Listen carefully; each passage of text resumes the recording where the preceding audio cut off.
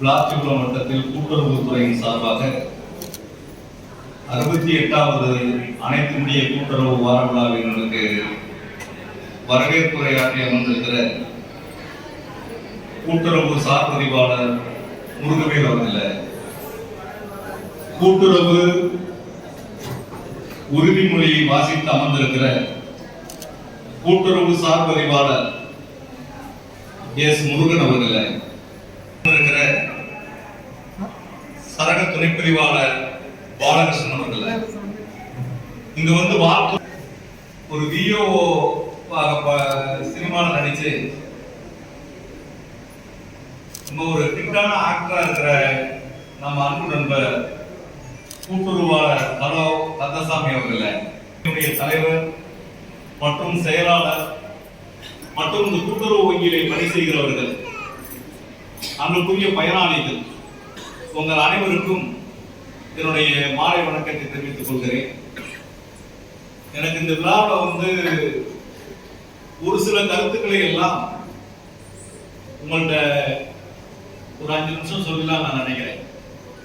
இந்த சப்ஜெக்ட்ல நான் நினைச்சு வரும்போது நான் என்ன நினைச்சேன்னா, இந்த மாதிரி ஒரு நார்மல் ஃபங்க்ஷன் இல்லாம ஒரு கலந்துரையாடுகிற ஒரு நிகழ்ச்சியை போன்று வித்தியாசமா நம்மகிட்ட என்னென்ன டிஃபிகல்டிஸ் இருக்கு, நம்மகிட்ட என்னென்ன சேலஞ்சஸ் இருக்கு, நம்ம இதை எப்படியெல்லாம் வெற்றிகரமா இதை நம்ம கொண்டு போகணும் அப்படின்னு சொல்லி ஒரு 200-300 பேர் இந்த விளாத்திக்குளம் தொகுதியில் இருக்கக்கூடிய தலைவர், கூட்டுறவு சங்கத்தினுடைய தலைவர் மற்றும் கூட்டுறவு சங்கத்தினுடைய செயலர் மற்றும் நம்முடைய அரசு கூட்டுறவு சங்கத்தினுடைய உயர் அலுவலர், இவர்களை வச்சு இந்த விழாவில் வந்து என்ன பிரச்சனையெல்லாம் இருக்கு, எப்படி நம்ம அந்த சமூகத்தோடு நம்ம ஜெயிக்க போறோம், எப்படி இந்த சமூகத்திற்கு இந்த கூட்டுறவு சங்கம் பயன்பாடாக இருக்க போகிறது என்பதை பற்றி ஒரு கலந்தாய்வு நிகழ்வை போன்று நடத்த வேண்டும் என்பதை நான் இணைப்பதிவாளர்களிடம் நான் சொன்னேன். நான் ஒரு 10 வருஷத்துக்கு முன்னாடி ஒரு புத்தகத்தை படித்தேன். அதுல அம்பாள் கோசாலைன்னு சொல்ற ஒரு தற்சார்பு பொருளாதாரம் சொல்லி ஒரு 2 வருஷத்துக்கு முன்னாடி ஒரு யூடியூப்ல போட்டிருப்பேன். அதுல கூட அந்த செய்தியை நான் சொல்லியிருக்கேன். பங்களாதேஷ்ல வந்து முகமது யூனஸ் சொல்லிட்டு ஒரு பேங்கர்ஸ், அவர் வந்து சுய உதவி குழுவை செல்ஃப் ஹெல்ப் குரூப்பை எப்படி உருவாக்கணும் அப்படின்றத முதல் அவர் தான் இன்ட்ரோடியூஸ் பண்ணார். அதுக்கு முன்னாடியே கூட்டுறவுலாம் நமக்கு வந்திருக்குது, நம்ம அதெல்லாம் கடந்து வந்திருக்கிறோம். இருந்தாலும் நாட்டில் கடைகோடி ஒரு ஏழைக்கு எப்படி நம்ம உதவி பண்ண முடியும்?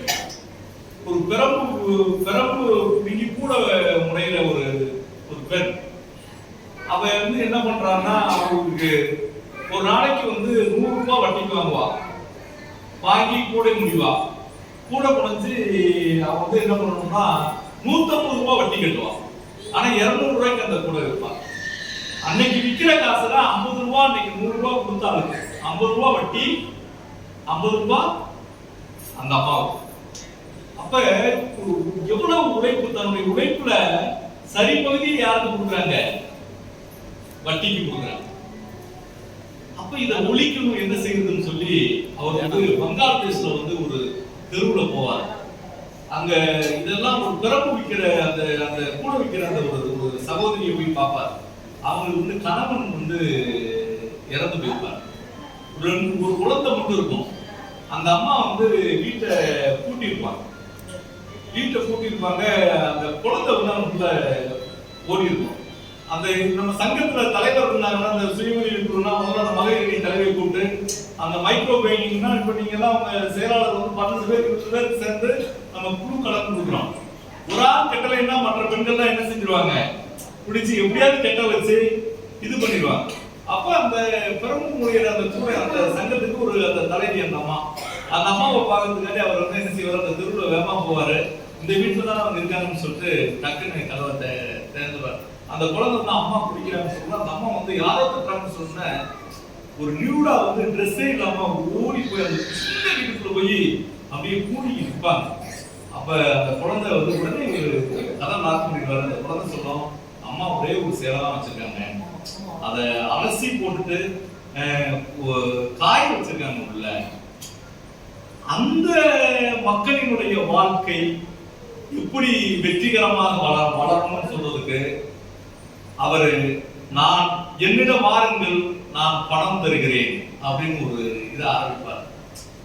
அந்த பெண்கள் எல்லாம் 100 ரூபாய்க்கு டெய்லி 10 பைசா வட்டி. அவன் மீது எவ்வளவு மிச்சம்? 99 ரூபாய் 90 காசு. 100 ரூபாய்க்கு 10 காசுன்னா 30 நாளைக்கு எவ்வளவு ஆச்சு? 30 நாளைக்கு ஒரு மாசத்துக்கு 3 ரூபாய். ஒரு மாசத்துக்கு 3 ரூபாய். 100 ரூபாய்க்கு ஒரு மாசத்துக்கு வட்டி எவ்வளவு? பேங்க்ல நம்ம கொடுக்குற வட்டி இன்னைக்கு நீங்க உங்க வங்கியில எவ்வளவு கொடுக்குறீங்க?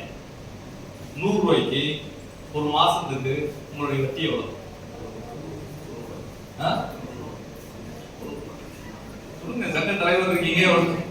49 ரூபாய் 90 காசு ஒரு நாளைக்கு மிச்சம் வைக்கிறதுக்கு அப்ப நம்ம எவ்வளவு ஒரு பெரிய மாபெரும் மாற்றத்தை அந்த கொடுத்த அந்த முகமது யூனஸ்க்கு உலகம் அவரை பாராட்டி அவருக்கு நோபல் பிரைஸ் கொடுத்தது. அமெரிக்க நாட்டினுடைய ஜனாதிபதி நேரடியாவே அவர் அழைச்சு, எங்க நாட்டுல என்ன வறுமை போகல, இந்த வறுமையை மாற்றுவதற்கு என்ன வழி அப்படின்னு. ஆனா நாம் நாட்களையும் காலங்களையும் வருடங்களையும் கடந்து வந்திருக்கிறோம். நான் ஒரு 4 நாளைக்கு முன்னாடி, ஒரு வாரத்துக்கு முன்னாடி இளம்பூனத்துக்கு நம்மளுடைய நவநீத கண்ணனோடு சேர்ந்து ஒரு வீடு இடிஞ்சிருச்சு. அப்ப அந்த வீடு இடிஞ்ச உடனே அவங்களுக்கு ஏதாவது உதவி செய்யணும் அப்படின்னு சொல்றதுக்காண்டி பார்க்கறதுக்காண்டி போனோம். மனசு அவங்களுக்கு ஒரு 5000 ரூபாய் பணம் கொடுத்துட்டு வரும்போது ஒரு தாயும் ஒரு பெண்ணும் 2 பேர் வந்தாங்க. வரும்போது அந்த பெண் சொல்லிச்சு, நான் என் மாப்பிள்ளை இறந்து போயிட்டாரு, மூத்த பிள்ளையை கல்யாணம் பண்றதுக்கு 2 லட்சம் ரூபாய் நான் கடன் வாங்கியிருக்கேன்.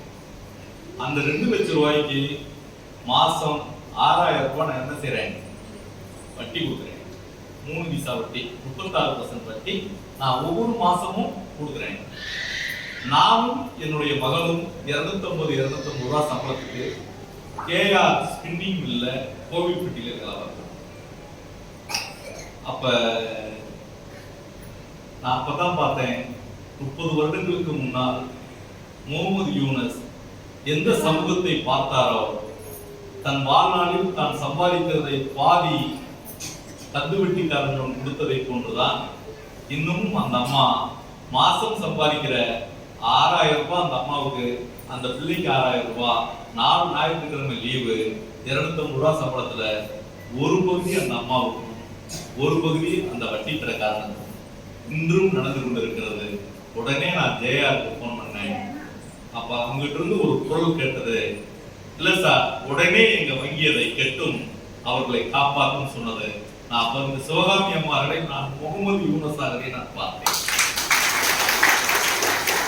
அதாவது என்ன காரணம்னா, எனக்கு அதுதான் நான் இதுக்கு மேலதான் உங்ககிட்ட வந்து ரொம்ப டெமான்ஸ்ட்ரேட் பண்ண விரும்பல. நம்ம மாவட்டத்துல நம்ம தொகுதியில மேடம் சொன்ன மாதிரி என்ன வளம் இல்லை பேசும் திருநாட்டில் ஏன் போக வேண்டும் வெளிநாட்டில், ஒழுங்காய் பாடுபடு வயக்காட்டில் உயரும் மதிப்பு வெளிநாட்டில் சொன்னான். அதே போலதான் நம்ம பாரதி பிறந்த இந்த மண்ணில் அவர் மாற்றி சொன்னார், திரைக்கடல் ஓடியும் திரவியம் தேடு என்று சொன்னார்.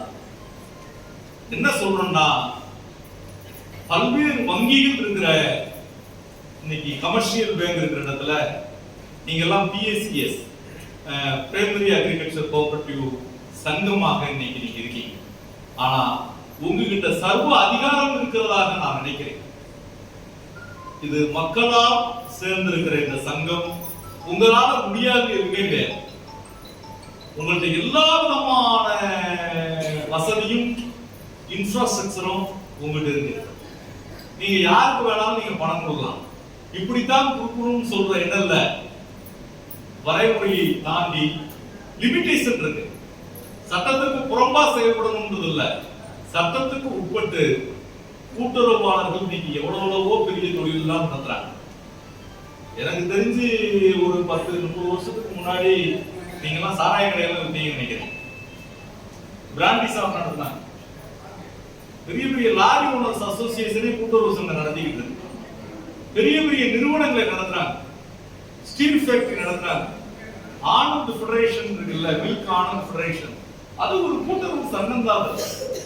அந்த கூட்டுறவு சங்கம் தான் வந்து ஒரு பெரிய ஃபெடரேஷனா ரொம்ப சக்சஸ்ஃபுல்லா நடத்திட்டு இருக்கு.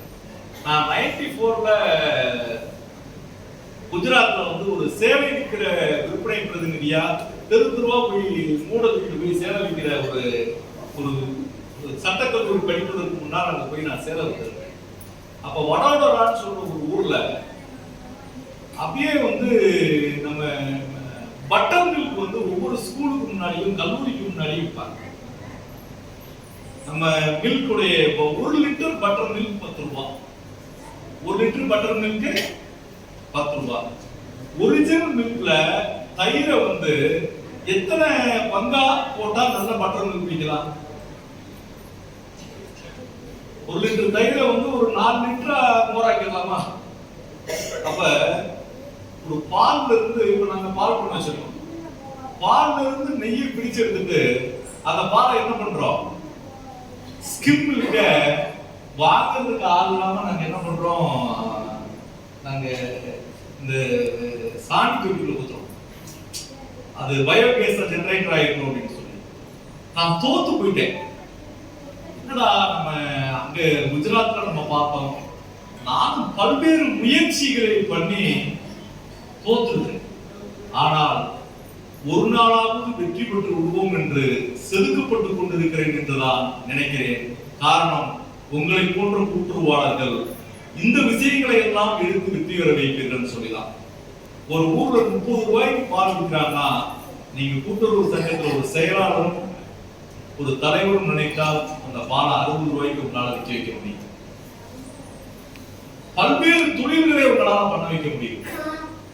நம்ம ஊர்ல சில்லி விளையுது. சில்லிஸ் வந்து இந்த மிளகாயை வந்து என்ன செய்யலாம், என்ன வேணாலும் அதுல பவுடர் பண்ணலாம். மிளகாயை சில்லி சாஸ் பண்ணலாம், மசாலா பொடி அரைக்கலாம், அதை பதப்படுத்தலாம், அதுல இருந்து ஆயில் எடுக்கலாம். சின்ன சின்ன என்டர்பிரனர்ஸ்ல வந்து இந்த கூட்டுறவு சங்கம் நீங்க உருவாக்கணும். எவ்வளவு ரூபாய் சம்பளத்துக்கு நீங்க வேலைக்கு போறாங்கன்னு நினைக்கிறீங்க? ஒரு குறிப்பிட்ட பணிகளை தவிர இன்னைக்கு HCLலயோ விப்ரோலயோ நம்ம LNTலயோ ஒரு குறிப்பிட்ட நிறுவனங்கள்ல இப்ப போய் ஃப்ரெஷரா வேலைக்கு போனா 15,000 ரூபாய்க்கு மேல எந்த நிறுவனத்திலயும் இப்ப சம்பளம் இல்லை. யாருக்கு ஒரு BE கிராஜுவேட், நீங்க கவர்மெண்ட்ல குரூப் 4 ஆபீசரா போறாங்கன்னா 18,000 ரூபாய் தான் அடிப்படை சம்பளம். பென்ஷன் கிடையாது யாருக்குமே. எனக்கு இப்ப 2004க்கு பிறகு எந்த சர்க்கார் பிரதிநிதிகளுக்கும் பென்ஷன் கிடையாது. எங்களை போன்ற அரசியல் தலைவர்களிடம் 5 லட்சம் தரலாம் சார், எனக்கு எப்படியாவது ஒரு கூட்டுறவு சங்கத்துல ஒரு சேல்ஸ்மேன் வேலை வாங்கி கொடுங்கன்னு சொல்லி போட்டி போட்டு காத்திருக்கிற அந்த இளைஞர்களை இந்த கூட்டுறவு சங்க செயலரும் இந்த கூட்டுறவு சங்க தலைவரும் நீங்கள் நினைத்தால் அந்த ஊர்ல அவனை 25,000 ரூபாய் உங்களால சம்பாதிச்சு கொடுக்க வைக்க முடியும் என்ற நம்பிக்கை உங்களுக்கு இருக்கிறது. நான் உங்கள்கிட்ட எப்படியாவது பேசணும், உங்களை சந்திக்கணும். ஒவ்வொரு ஊர்லயும் நீங்க பாத்தீங்கன்னா இன்னைக்கு விளாத்திக்குளத்துல மட்டும் பவுல்ட்ரி வந்து பிராய்லர் கோழி இருக்கு பாத்தீங்களா, ஞாயிற்றுக்கிழமை மட்டும் இங்க விற்பனை 3 லட்சம் ரூபாய். நம்ம 100 பிராய்லர், தேவி பிராய்லர், பல்வேறு கடைகளை நம்ம பாய் மாமா மட்டும் இங்க 4 கடை வச்சிருக்காங்க. அதுக்கு பிறகு வந்து நிறைய பேர் வந்து இங்க கடை வச்சிருக்காங்க. ஒவ்வொரு ஊர்லயும் பிரான்சஸ் வச்சிருக்காங்க.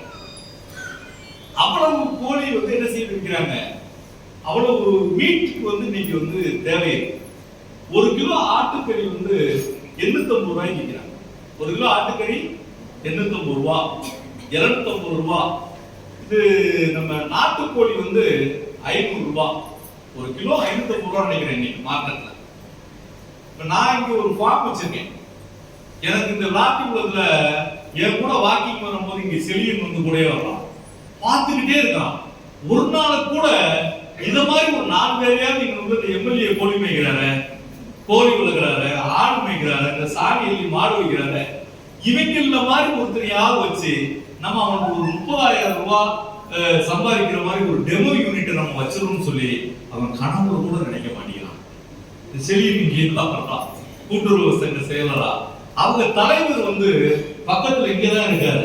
அவரும் பாத்தீங்கன்னா எதுவுமே பேசாம செலியன் என்ன சொல்றாரோ அதை கேட்டு அவரும் மௌனமாவே இருக்காரு. உண்மையாவே நான் இங்க இருந்து ஒரு சகோதரியும் 2 படிச்ச ஒரு 5 நிமிஷம் கேட்கலாமா? அதாவது 2 படிச்ச இங்க நான் ஒரு சிபிஎஸ்இ ஸ்கூல் வச்சிருக்கிறேன். இந்த இடம் நீங்க இப்ப ஏசியில இருக்கீங்க பாத்தீங்களா, இது நீங்க ரொம்ப அழகா இருக்குன்னு நீங்க பாக்குறீங்களா? எப்படி இருக்குன்னு நினைக்கிறீங்க? எப்படி இருக்கு இத பார்த்தா உங்களுக்கு எப்படி இருக்குன்னு நினைக்கிறீங்க நீங்க? இந்த இடம் நான் தோத்ததினால் இந்த ஏசி அரங்கம் உருவானது. இந்த இடத்தில் நான் ஒரு 100 பசுக்களை வைத்திருந்தேன். அதனாலதான் இந்த செட்டெல்லாம் கம்மியா இருக்கு, மேல தகரம். கடைசியில் அதுல நான் தோத்து போய் நான் என்ன பண்ணேன், இதுல வந்து இந்த தகர செட்டுக்கு மேல ஃபால் சீலிங் போட்டு இதுல டைல்ஸ் ஒட்டி இந்த ஏசியை வச்சிருக்கேன். ஆனா ஒரு நாளாவது இந்த ஏசியை வெளியெடுத்துட்டு மறுபடியும் என்னுடைய லட்சியம் இதில் பசுக்களை உருவாக்கி ஒரு வெற்றிகரமான ஒரு இளைஞர் இந்த இடத்தில் படைக்கணும்னு சொல்லிதான். இந்த கோழி விற்கிற கதையை சொன்ன பாத்தீங்களா, பக்கத்துல வாத்து விற்கிறேன். அந்த வாத்து 15 ரூபாய்க்கு முட்டை சேல்ஸ் பண்றாங்க. 8 ரூபாய்க்கு டக்கு 10 ரூபாய்க்கு வாங்கிட்டு போறாங்க. மதுரை மார்க்கெட்ல 15 ரூபாய்க்கு விற்கிறாங்க. நான் எப்படியாவது 10-20 முட்டையை 2 வருஷமா ஒரு 15 ரூபாய் காசுக்கு வித்துடலாம்னு சொல்லி நானும் பாக்குறேன், விற்க முடியல. எங்க ஸ்கூல்ல கொடுத்து அப்ப எங்க பிடி மாஸ்டர் சொல்றேன், சார் ஸ்டூடெண்ட் வந்து டெய்லி ஒரு எக் கொடுக்கணும் சார், இந்த மாதிரி ஸ்போர்ட்ஸ் ஆக்டிவிட்டிஸ்ல இருக்கிறவங்களுக்கு. சரிப்பா, இந்த டக்வேக்கு வந்து அதிகமான புரோட்டீன் இருக்கு. அப்படியா சார்? 2 பங்கு கரு இருக்குது அதுல, அதை சாப்பிட்டா கூடுதலான எனர்ஜி இருக்கு. அதை நீ கொடுக்குப்பான்னு சொன்னா டக்கிக்கு சாப்பிடுவாங்களா சார்? ஆனா அதை எப்படி மார்க்கெட் பண்றதுன்றத நம்மளுக்கு வந்து ஜேஆர் மாதிரி நிபுணத்துவம் பெற்றவங்க நம்ம ஊர்ல கொண்டு வரணும்னு சொல்றேன். இப்ப நாட்டுக்கோழி ரொம்ப அதிகமா இருக்கு பாத்தீங்கன்னா, ஒரு 25 சென்ட் ஒரு செட்டு போடுறது. 2 படிச்சவங்க, டிகிரி படிச்சவங்க எப்படியாவது கொண்டு வரும். 2 குழந்தை இருக்கிறவங்க கொண்டு வரும். வேலை இல்லாம இருக்காங்க பாத்தீங்களா, ஒரு நாளைக்கு 2 நாட்டுக்கோழி தான் விற்கணும். எதுக்கு மேல விற்கக்கூடாது? டிமாண்ட் அண்ட் சப்ளைன்னு சொல்றத நீங்க பார்த்துருப்பீங்க. உங்க கூட்டுறவு சங்கத்துல உங்களுக்கு தெரியும் எவ்வளவு டிமாண்ட் இருக்கும். யூட்டிலைசேஷன் எக்கனாமிக்ஸ் படிச்சிருக்கிறது, ராமச்சந்திரன் எக்கனாமிக்ஸ் படிச்சிருக்கான்னு நினைக்கிறேன். என்னுடைய நண்பர் 22 வருஷமா எக்கனாமிக்ஸ் தான் படிச்சிருக்கீங்க. யூட்டிலைசேஷன் தியரின்னு சொல்லி கொஞ்சம் வயசுல படிச்சிருக்கேன். பயன்பாட்டு நுகர்வு கோட்பாடு. ஒரு லட்டு சாப்பிட்டா என்னவா இருக்கும்? இனிப்பா இருக்கும். 2வது லட்டு சாப்பிட்டா இது ஒரு 2வது சாப்பிடலாம்னு போனோம். 4வது லட்டு சாப்பிடும் போது என்ன செய்யும்? நெகட்டிவ். இப்படித்தான் பொருளாதாரமும் வங்கியினுடைய செயல்பாடும் இருக்கிறது. ஒரு நாட்டுக்கோழியை ஒரு நாளைக்கு நான் அந்த தம்பதிகளை என்ன விற்க வைக்கணும்னு நினைக்கிறேன், 2 நாட்டுக்கோழி தான் விற்கணும்னு சொல்றேன். அதை மஞ்சள் தடவி அதை அவங்களே கட் பண்ணி, ஒரு நாட்டுக்கோழி வந்து எவ்வளவு இருக்கும்? 1.5 கிலோ அதிகபட்சமா. அப்ப 750 ரூபாய்க்கு ஒரு கோழி வித்தாங்கன்னா, 2 கோழி வித்தாங்கன்னா 1500 ரூபாய். 500 ரூபாய் அதுக்கான செலவு. 1000 ரூபாய் அந்த ஃபேமிலி கிடைச்சிச்சுன்னா 2 குழந்தைகளை படிக்க வைக்கிறதுக்கு நல்ல சிபிஎஸ்இ ஸ்கூல்ல எல்கேஜி சேர்க்கணும்னா இந்த ஸ்கூல்ல 20,000 ரூபாய் 25,000 ரூபாய் ஃபீஸ். அப்ப 2 பிள்ளைங்களை படிக்க வைக்கிறதுக்கு 5000 ரூபாய். அம்பாள் நகர்ல ஒரு சிங்கிள் பெட்ரூம் உள்ள ரூம் வாடகை உள்ள வீடு 5000 ரூபாய். 5000 ரூபாய் உங்களுக்கு மெடிசின் செலவு, 5000 ரூபாய் ட்ரெஸ் மற்ற வெளியூருக்கு போக்குவரத்து செலவு, 10,000 ரூபாயே அவங்க மிச்சம் வைக்க முடியும். ரொம்ப ஃப்ரீயா ஒரு நாளைக்கு 2 கோடியும் போது ஒருத்தங்க வித்தா என்ன செய்யலாம்? ஐடிசி கம்பெனில வேலை பார்க்குற மாதிரி, ஹெச்சிஎல்ல வேலை பார்க்குற மாதிரி நாம வர முடியும். நான் கேட்கிறேன், ராமச்சந்திரா ஒரு கூட்டுறவு சங்கத்தினுடைய செயலர், எனக்குரிய சகோதரர், அதுக்கு பேர் ஒரு மனோகரன். நான் அவன்கிட்ட ஆசைப்பட்டு, அவன் என்னை பார்த்தாவே பார்க்கறதே கிடையாது. என்னை பார்த்தாவே என்ன செஞ்சதா ஓடிக்கிறோம். எதையாவது செய்யப்பா, நான் என்ன செய்ய முடியும்? எப்ப எப்படியாவது கொடுப்பா, நான் என்னத்து கொடுக்கறது? நான் தானே வங்கியில் சேர்த்து, நான் தானே இவ்வளவு பேருக்கு கடன் கொடுத்துருக்கோம்ல. போன வருஷம் வாங்கினவங்களுக்கு அதே கடனை திருப்பி கொடுத்து, அதே கடனை வசூல் பண்ணி, அதே சீட்ல உட்கார்ந்து வித்தியாசமா பண்ணுப்பா, ஏதாவது நடக்கணும்பான்னு சொன்னா நான் கேட்கிறேன். எங்க ஊர்ல மட்டும் ஒரு மாசத்துக்கு 500 நாட்டுக்கோழிகள் விற்பனை. எத்தனை கோடி விற்பனையாவது? ராமச்சந்திராபுரத்துல மட்டும் அவ்வளவு மீட் தேவைப்படுது. அப்ப ராமச்சந்திராபுரத்துல மட்டும் அன்றுக்குரிய மனவரனையும் அன்றுக்குரிய மாமா நவநீதன் அவர்களையும் கேட்கிறேன், நீங்க அந்த ஊர்ல டிகிரி படிச்சுட்டு இருக்கிற வேற வாடகை இடம் பிடிக்க வேண்டாம், சொந்த இடம் வேற இடத்துல வாடகைக்கு இருக்க வேண்டாம், அந்த ஊர்ல நீங்க ஒரு 10 என்டர்பிரனரை கோழி நாட்டுக்கோழி விற்கிறதுக்கு நீங்க பண்ணி கொடுங்க. உங்க வங்கியில அவனுக்கு லேண்ட் இருக்கு, எங்க இருக்கு? நம்ம ஊர்லயே இருக்கு, நம்ம ஊர்லயே வீடு இருக்கு. இதுக்கு பெரிய தண்ணி பாய்ச்சல் வேண்டிய அவசியம் இல்லை.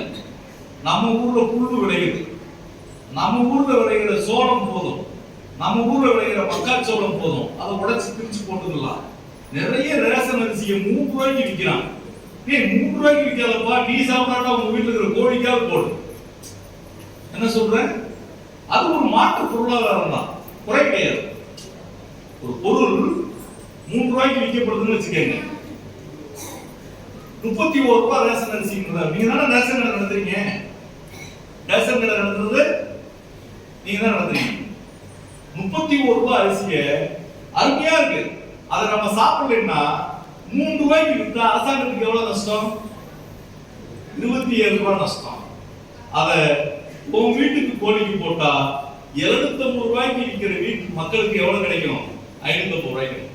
குறைஞ்ச விலையில அதுக்கு தீவனம் கொடுத்துடுற. அப்ப ஏதோ ஒரு வழியில் என்ன செய்யுது, நீ வெளிநாட்டுக்கோ வெளி மாநிலத்துக்கோ அதை கடத்தாம நீ ஒரு பொருளை உருவாக்குறீங்கன்னா அதனுடைய ரேட் வந்து என்ன செஞ்சிடும்? குறைஞ்சிடும். அப்ப இந்த கோழியை விற்கலாம். நிறைய பேர் இந்த பாத்தீங்கன்னா சூரமுடி சொசைட்டி செக்ரட்டரிக்கு ரொம்ப பெரிய கிராக்கி. நான் அவனை கேட்டேன், ஒரு 5 யூரியா போட கொடுப்பா. இப்ப இன்னைக்கு வந்து டான்ஃபிட்ல இருந்து நீங்க சொல்றாங்க 1250 டன் நமக்கு இது டிஏபி இன்னைக்கு இருக்குன்னு சொல்லிட்டு யூரியா வந்து சார், டிஏபி இல்ல யூரியா வந்து ரைட். நான் டிஏபி தான் வந்திருக்காங்க, எல்லாமே அடிவரம் போட்டாங்களே அப்படின்னு சொல்லிட்டு.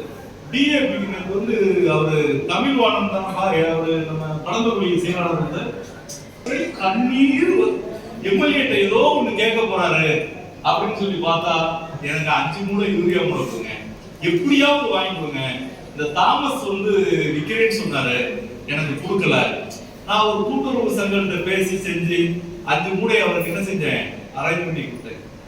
நான் என்ன சொல்றேன்னா, இந்த கூட்டுறவு சங்கங்கள் நீங்கள் யூரியாவை வாங்கி விவசாயிகளுக்கு கொடுக்கிறதுனால அது முழுமையான வெற்றி அல்ல. ஒரு யூரியா மூளை ஒரு டன் எவ்வளவு தெரியுமா? 14,500 ரூபாய் நினைக்கிறேன், உங்க வீட்டுல வரும்னு நினைக்கிறேன். 16,500 ரூபாய்க்கு வாங்குற யூரியாவை நீங்க எவ்வளவு ரூபாய்க்கு விற்கிறீங்க? 1000 ரூபாய்க்குள்ள யூரியாவை 250 ரூபாய்க்கு. அவ்வளவு சப்சிடி. அப்புறம் கவர்மெண்ட் வந்து என்ன செய்யுது, நெருக்கடி ஆகுது. யூரியா போடுறதுக்கு நம்ம ஒரு சிங்கிள் டைம் கிராப் நம்ம பயன்படுத்துறோம். 3 மாசம் தான் நம்மளுடைய டியூரேஷன் டைம். எதுக்கு? பர்சஸ் உளுந்துக்கு அதிகபட்சமாக உளுந்து எத்தனை நாள் விளைவிக்கிறோம்? 75 நாள் தான் அதிகபட்சமான டைம். 75 டேஸ்ல வந்து அவருடைய கிராப் ஃபைனல் ஸ்டேஜ் முடிஞ்சு போயிருக்கு. உளுந்து பாசி போயிருக்கு. சூரியகாந்திக்கு கார்த்திகை பட்டத்துல இதுல போட்டா போது இதுல வந்துருது, ஈரத்துல பனியிலேயே வந்துருது. பெரும்பகுதியான நம்மளுடைய தாவரங்களுக்கு என்ன தேவையில்லை? யூரியா தேவையில்லை. நீ யூரியா தேவையில்லைன்னு சொல்ற விஷயத்தை நீ விவசாயத்துக்கு நீ சொல்லி கொடுத்தாவே அந்த கூட்டுறவு சங்கம் இந்த நாட்டுக்கும் நல்லது செய்கிறது, அந்த விவசாயிக்கும் நல்லது செய்கிறது என்ற அர்த்தம். நீ நம்ம யூரியா விற்கலைன்னா நம்ம ஜெயார் வருத்தப்படுவாங்களே நினைக்கிறது. நம்ம வீட்டுல நம்ம ஊர்ல இருக்கக்கூடிய பசுமாடு ஒரு நாளைக்கு எத்தனை லிட்டர் யூரின் போகும் நினைக்கிறீங்க? கோமியம் எத்தனை லிட்டர் வரும்? ஒரு பசுமாடு 30 லிட்டர் கோமியம் சராசரியா கொடுக்கும். நீ நீ 4 பசுமாடு வச்சிருந்தீங்கன்னா நான் 10 ஏக்கர் இடத்துக்கு நீ யூரியாவை ஸ்ப்ரே பண்ணிடலாம். எவ்வளவு சப்சிடி நமக்கு வரப்போகுது? அப்ப மாற்று பொருளாதாரத்தை இந்த கூட்டுறவு சங்கங்கள் நீங்கள் எப்படியாவது இந்த மக்களிடம், ஏன்னா நான் போய் என்ன செய்ய முடியும், நிறைய இடங்கள்ல போய் அப்படியே அயற்சியில போய் என்ன செஞ்சிடறேன், அப்படியே இரவு வீட்டுக்கு வரும்போது மனக்கவலையோடையே வந்து நான் போனேன். மிக மிக நாட்களில் கிராமங்களில் செல்கிற போது, பல்வேறு இடங்களில் செல்கிற போது, ஒரு ஊராட்சி மன்ற தலைவருக்கு இல்லாத ஒரு அதிகாரம் ஒரு கூட்டுறவு சங்க தலைவருக்கு இருக்கிறது. ஒரு சட்டமன்ற உறுப்பினருக்கு இல்லாத அதிகாரம் ஒரு கூட்டுறவு சங்கத்தினுடைய தலைவருக்கு இருக்கிறார். ஒரு கூட்டுறவு சங்கத்தினுடைய செயலருக்கு இருக்கிறார். நீங்கள் மட்டும் நினைத்தால் இந்த நாட்டையும், இந்த வங்கியையும், இந்த மக்களையும், இந்த துறையையும் மேம்படுத்தணும் நினைச்சா போதும். எவ்வளவு பணம் இருக்கு? நான் 10 வருஷம் பஞ்சாயத்து யூனியன் சேர்ந்தா இருந்திருக்கேன். 5 வருஷம் சட்டமன்ற உறுப்பினராக இருந்திருக்கிறேன். இப்போ மறுபடியும் சட்டமன்ற உறுப்பினராக வந்திருக்கிறேன். இந்த விளாத்திகுளம் சட்டப்பேரவை தொகுதியில் இருக்கிற எந்த கூட்டுறவு சங்கத்தினுடைய செயலர்களையும், எந்த கூட்டுறவில் இருக்கக்கூடிய பணியில் பணி செய்கிறவரையும், எந்த தலைவரையும் நான் பணியிடை நீக்க வேண்டும் என்று சொல்லியோ, அவரை பணியிலிருந்து துரத்த வேண்டும் என்று சொல்லியோ, அவர்களை கஷ்டப்படுத்த வேண்டும் என்று சொல்லியோ நான் நினைத்ததே இல்லை. அதற்கான காரணம் என்னவென்று சொன்னால், இந்த பொறுப்பில் இருக்கிறவர்கள் சிறப்பாக பணியாற்றுவார்கள். நிறைய பேர் நிறைய தவறுகளை சொல்லுவாங்க. இந்த இப்படி தப்பு பண்ணியிருக்கிறான், அதை மானிட்டரைஸ் பண்ண வேண்டியது நம்முடைய டிஆர், நம்முடைய ஜேஆர், நம்முடைய சார்பதி பண்ண. அப்ப இந்த தவறுகளில் இருந்து ஒரு தவறு நடக்குதுன்னா அதுல இருந்து எப்படி நம்ம ரேட்டிஃபை ஆகிறோம், எப்படி நம்ம சர்வைவல் பண்ணணும், எப்படி நம்ம வெற்றி பெறணும், நம்மளுக்கு எவ்வளவு பொறுப்புகள் இருக்கிறது, எவ்வளவு கஷ்டம் இருக்கிறது, நம்மளுக்கு எவ்வளவு வேலைகள் இருக்கிறது. ஒரு சங்க தலைவர் வந்த உடனே அவரே அட்டானமஸ் அவருடைய பவர்லாம் எடுத்துட்டு வந்த உடனே சில பேர் தலைவரா வரும்போதே இந்த செயலாளரை வந்து என்ன செய்யணும், பணியிடை நீக்கம் பண்ணிடணும்னு சொல்லிதான் என்னத்தோடய வர்றாங்க.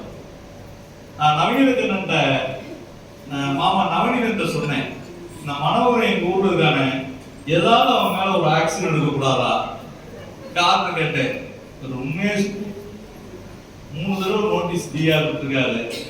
நான் உடனே இந்த மனோகரை எப்ப பார்த்தாலும் நான் வேலையை விட்டு போயிடுறேன் அப்படின்னு அப்ப சொல்றான். என்னுடைய நோக்கம் என்ன என்பதை எந்த தந்தையும் எந்த தாயும் தன்னுடைய பிள்ளைகள் கெட்டு போக வேண்டும் என்று நினைப்பதில்லை. பிள்ளையை திருத்த வேண்டும், பிள்ளை உயர்வான இடத்திற்கு வர வேண்டும், அவன் மிகப்பெரிய சாதனை பண்ண வேண்டும் என்பதுதான் வெளியே. அதை போன்று நான் சட்டமன்ற உறுப்பினராக இருக்கிறேன். என்னுடைய ஊரில் இருக்கக்கூடிய கூட்டுறவு வங்கி இந்த மாவட்டத்திலேயே முதன்மையாக இருக்க வேண்டும் என்பதுதான் என்னுடைய ஆசையை வெளியே.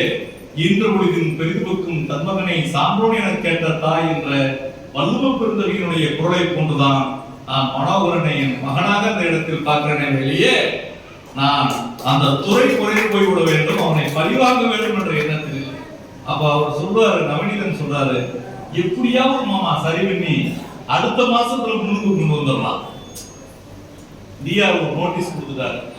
இருந்தாலும் நம்ம உடனே என்ன செஞ்சிட முடியாது, அந்த நடவடிக்கை என்ன செஞ்சிட முடியாது, எடுத்துட முடியாதுன்னு சொல்லி. இதெல்லாம் எதுக்கு சொல்றேன்னா, நான் இந்த வேளாண்மை துறையில அன்புக்குரிய சகோதரி இருக்காங்க, யாரையும் நம்ம குறைய, வேளாண்மை துறையினாவே ஒரு தப்பா ஒன்றும் பஞ்சாயத்து யூனியன் சேர்மனா இருக்கும்போது 2006 நினைக்கிறேன். அப்போ நீர்வழி பகுதி மேம்பாட்டு சங்கம் சொல்லிட்டு பிளாட்டிகுளம் பிளாக்ல 10 சங்கம் 10 கோடி ரிஜிஸ்டர் பண்ணோம். புதூர் பிளாக்ல 10 சங்கம்.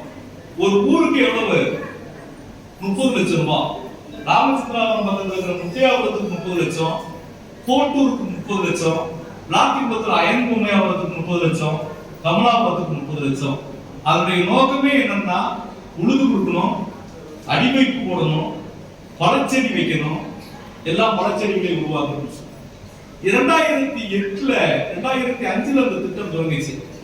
2008ல் எந்த இடத்துலையும் பழச்செடி இல்லை. அது மொத்தம் 3 கோடி ரூபாய் பிளாட்டிகுளம் பிளாக்ல தோத்து போச்சு, 3 கோடி ரூபாய் புதூர் பிளாக்ல தோத்து போச்சு.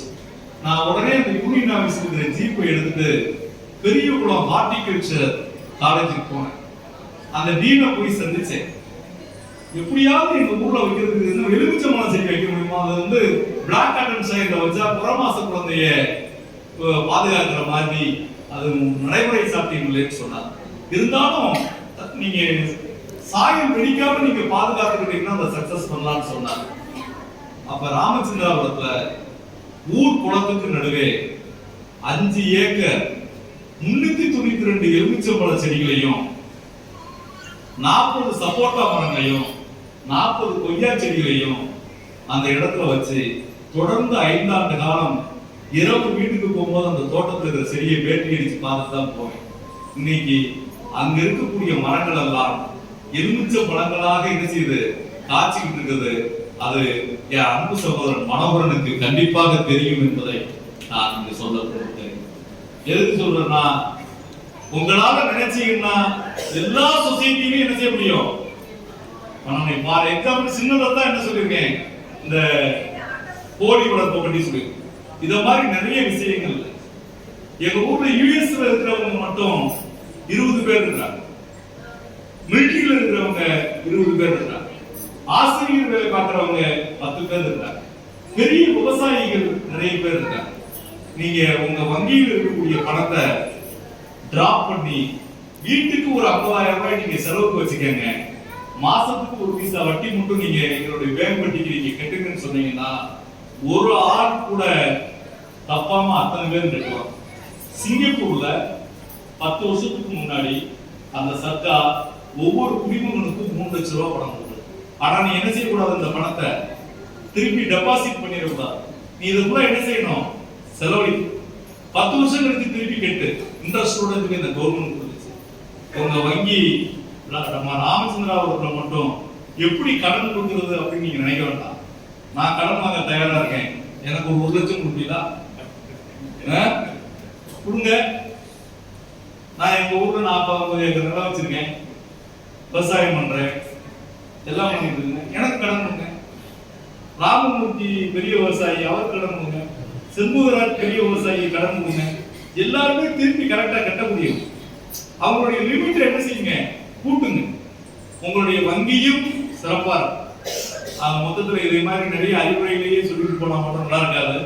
அதனால அடுத்த கூட்டுறவு விழாவில் இருக்கும்போது கந்து வட்டியால் கஷ்டப்படுகிற இந்த